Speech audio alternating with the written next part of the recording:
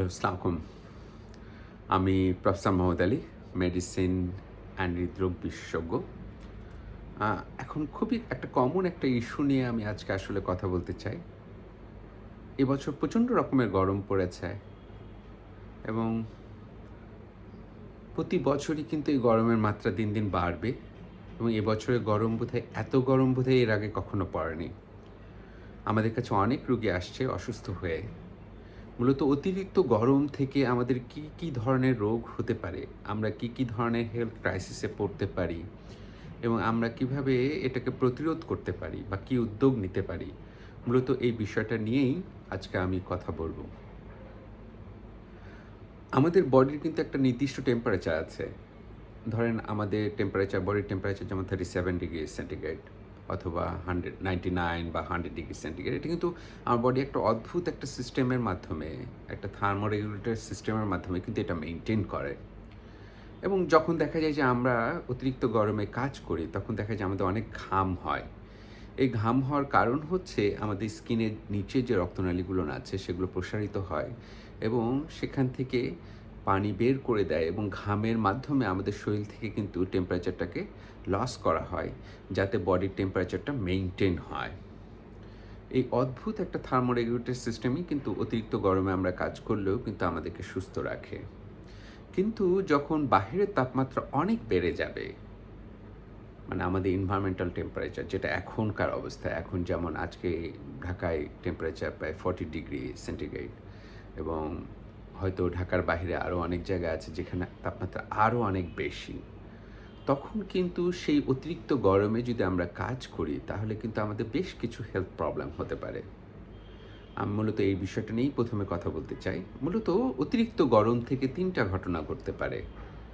প্রথম যে ঘটনা, যখন আপনি গরমে কাজ করছেন তখন ফার্স্ট যে ইভেন্টটা হতে পারে সেটা হচ্ছে heat cramps. Heat cramps means যে অতিরিক্ত গরমে যখন কাজ করছেন তখন আপনার প্রচণ্ড ঘাম হবে এবং শরীর থেকে লবণ এবং পানি বের হয়ে যাবে এবং আপনার যে মাংসপেশিগুলো, হাত পায়ের যে মাংসপেশিগুলো সেগুলো খুব কামড়াবে। এটাকে আমরা মূলত হিট ক্র্যাম্পস বলি।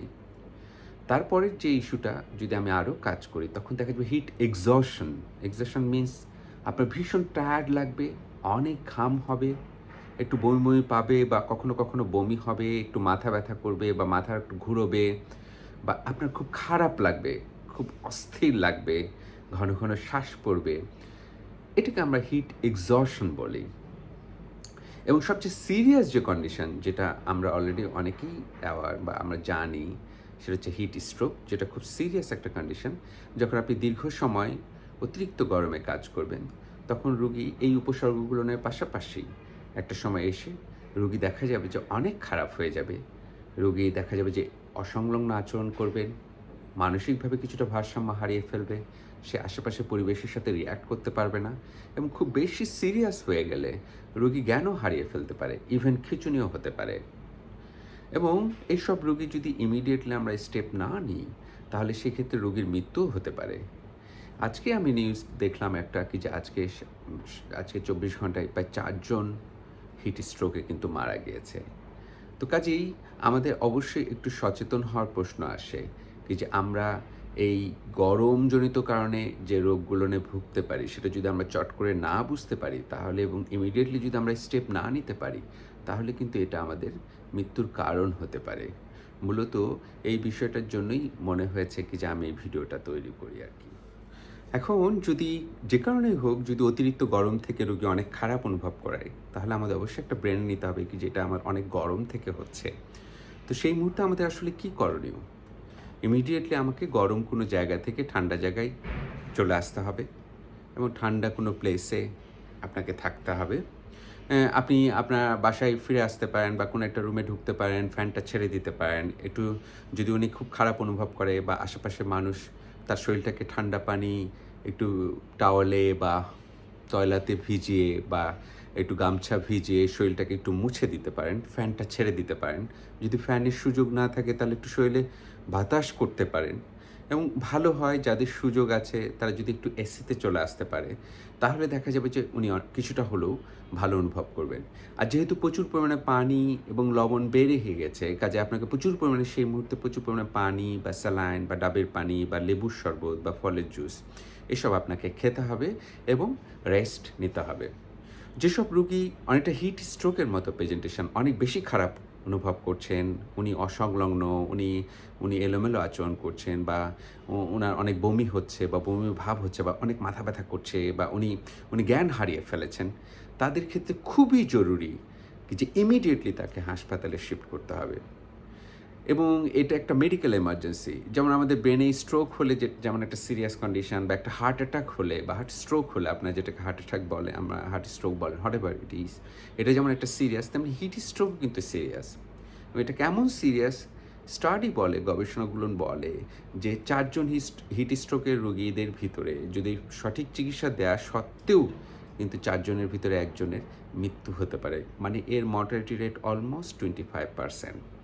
কাজেই এটা খুবই সিরিয়াস একটা কন্ডিশন। যদি এরকম মনেই হয় যে তার একটা হিট স্ট্রোক হয়েছে, যদি আমরা এভাবে মিলাতে পারি, তাহলে অবশ্যই দেরি না করে যতটা সম্ভব, যত দ্রুত সম্ভব তাকে হাসপাতালে পৌঁছাতে হবে এবং সেই অনুযায়ী চিকিৎসা গ্রহণ করতে হবে। এবং হাসপাতালে পৌঁছানোর আগের মুহূর্তে আপনার যে করণীয়, যে তাকে একটু ঠান্ডা জায়গায় রাখা বা ঠান্ডা করে ফেলা, শরীরটাকে মুছে ফেলা, বা তাকে একটু একটু যদি উনার জ্ঞান থাকে তাহলে সঙ্গে সঙ্গে তাকে পানি বা স্যালাইন বা ডাবের পানি বা লেবুর শরবতটা খাওয়ানো এবং দ্রুত হাসপাতালে পৌঁছানোর একটা ব্যবস্থা করা, এটা ভীষণ রকমের গুরুত্বপূর্ণ।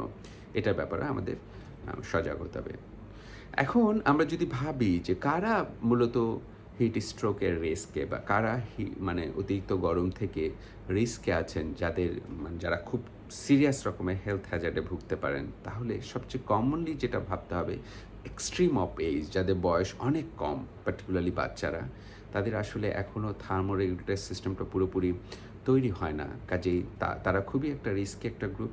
পার্টিকুলারলি যারা বয়স্ক রোগী, যাদের 65-এর চেয়ে বেশি বয়স, মানে 65 বছরের চেয়ে বেশি বয়স, তাদের দেখা যায় যে থার্মোরেগুলেটরি সিস্টেমটা অনেকটা উইক হয়ে যায়।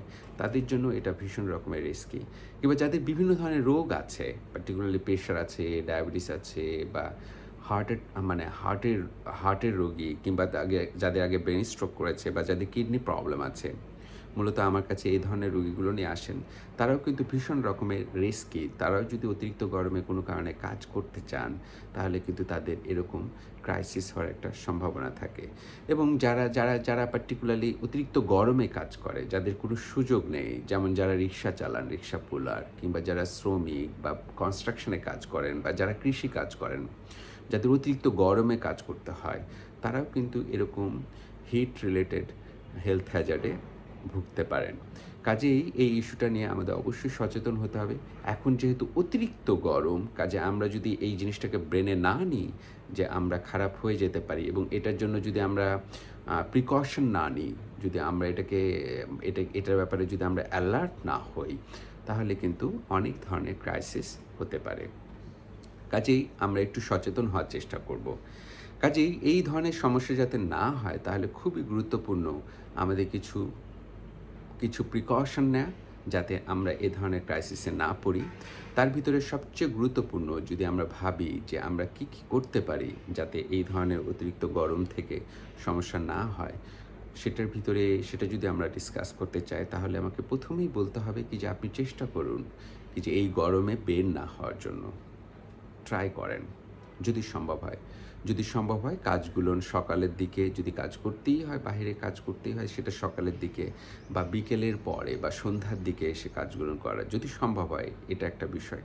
এবং আপনি ব্রেনে নেন যে আপনাকে একটু ঠান্ডা জায়গায় কাজ করার চেষ্টা করতে হবে। অতিরিক্ত গরমে কাজ করা যাবে না। যাদের সুযোগ নেই, যাদের গরমে কাজ করতেই হবে, তাহলে তাদের মাথায় রাখতে হবে কি আমি একভাবে কাজ করব না, আমি ফাঁকে ফাঁকে একটু বিশ্রাম নিব, এবং বিশ্রাম নিয়ে কাজ করব, এবং যতটা সম্ভব একটু ঠান্ডা প্লেসে থেকে কাজ করার চেষ্টা করব। এটা আমার জায়গা থেকে একটা প্রিকশন নেওয়ার চেষ্টা করতে হবে। এবং খুবই ইম্পর্টেন্টলি আপনাকে প্রচুর পরিমাণে বিশুদ্ধ পানি পান করার চেষ্টা করতে হবে। অনেক বেশি বেশি পান করার চেষ্টা করতে হবে। এবং শুধু পানি না, কিছু কিছু ক্ষেত্রে যদি কোনো নিষেধ না থাকে, আপনার ডাক্তার যদি কোনো নিষেধ না করে থাকেন, তাহলে প্রচুর পরিমাণে স্যালাইনও খাওয়া যেতে পারে, ডাবের পানি খাওয়া যেতে পারে, এটা খুবই ভালো, বা ফলের জুস খাওয়া যেতে পারে, বা লেবুর শরবত খাওয়া যেতে পারে। আপনি আপনার আপনি মাঝামাঝি এ ধরনের একটু তরল খাবার বা স্যালাইনটা খাওয়ার একটা অভ্যাস করুন এই সময়ের জন্য আরকি। এবং আপনি যখন বাহিরে বের হবেন তখন একটা প্রিকশন নেন যে আপনি ছাতাটা ব্যবহার করেন বা একটা টুপি ব্যবহার করেন বা মাথাটাকে একটু কাপড় দিয়ে ঢেকে দেন। কিংবা আপনি যখন আ বের হবেন তখন একটু সানস্ক্রিন ইউজ করতে পারেন বা এমন এমন ছাতা ব্যবহার করতে হবে যে ছাতাগুলো না আপনাকে প্রোটেকশন দিচ্ছে, পার্টিকুলারলি কালো ছাতা যেটা হিট যাতে আপনার শরীরে না আসতে পারে সেটার জন্য আপনি একটা প্রিকশন নেবেন। আরেকটা ইম্পর্টেন্টলি যেটা আমি বলতে চাই, আপনি পোশাকের ব্যাপারেও সচেতন হন। এই গরমে আপনি অবশ্যই একটু সুতির কাপড় পরার চেষ্টা করেন, একটু ঢিলেঢালা পোশাক পরার চেষ্টা করেন, একটু পাতলা কাপড় এবং যেগুলো সাদা কাপড় হলে খুবই ভালো। একটু কালো কাপড় বা একটু মানে হালকা রঙের কালো কাপড়গুলোকে এভয়েড করেন এবং হালকা রঙের কাপড়গুলো একটু বেশি, বেশি করে পরেন। এবং আপনি যদি খুব খারাপ অনুভব করেন, তাহলে ইমিডিয়েটলি একটু স্টেপ নেন। আমি যেভাবে বললাম, যদি মনে হয় যে আপনি একটু খারাপ অনুভব করছেন, তাহলে সঙ্গে, সঙ্গে একটু ঠান্ডা জায়গায় থাকার চেষ্টা করুন এবং প্রচুর পরিমাণে তরল খান এবং আপনার ব্রেনে নেন যে আপনি খারাপ হয়ে যেতে পারেন। যদি সত্যিই খুব বেশি খারাপ লাগে, তাহলে ইমিডিয়েটলি হাসপাতালে যাওয়ার জন্য প্ল্যান করুন। এই বিষয়গুলো না আমাদের জন্য খুবই গুরুত্বপূর্ণ ছিল এবং আরেকটি ইম্পোর্টেন্ট হচ্ছে যেটা আমি আরেকটু বলতে চাই যে অতিরিক্ত গরমে দেখা যায় যে রাস্তাঘাটে আমরা অনেক সময় অনেক জায়গা থেকে পানি নিয়ে খেয়ে ফেলি বা অনেক সময় রাস্তাঘাটে দেখা যায় যে অনেকে অনেক ধরনের শরবত-টরবত বিক্রি করছে বা করছে, ওই ধরনের পানি আমরা পান করে ফেলি। এজন্য দেখা যাচ্ছে কি যে এই অতিরিক্ত গরমে কিন্তু অনেক সময় পানিবাহিত রোগগুলো না এখন অনেক বেড়ে যাচ্ছে। যেমন অনেকেরই কিন্তু জন্ডিস হয়ে যাচ্ছে, অনেকেরই কিন্তু টাইফয়েড জ্বর হয়ে যাচ্ছে এবং খুব কমনলি অনেকেরই কিন্তু ডায়রিয়া হচ্ছে। কাজেই আপনি কি খাবার খাচ্ছেন এবং যে পানি দিয়ে তৈরি করা খাবার খাচ্ছেন, সে পানি কি বিশুদ্ধ কিনা? এটার ব্যাপারে একটা অ্যালার্ট হন এবং আপনি চেষ্টা করেন একটু বিশুদ্ধ পানি পান করার। কারণ এই পানিবাহিত রোগগুলোনও কিন্তু এখন অনেক বেড়ে যাচ্ছে। আবার আরও কিছু প্রবলেম বেড়ে যাচ্ছে।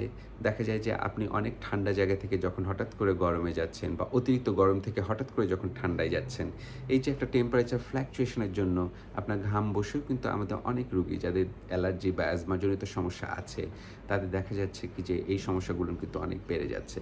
কাজেই এইগুলোর ব্যাপারে যদি আমরা স্টেপ না নিই, তাহলে দেখা যাবে যে সমস্যাগুলো বাড়বে। তো সর্বোপরি আমাদের ব্রেনে নিতে হবে যে আমরা একটু ঠান্ডা স্থানে কাজ করার চেষ্টা করব।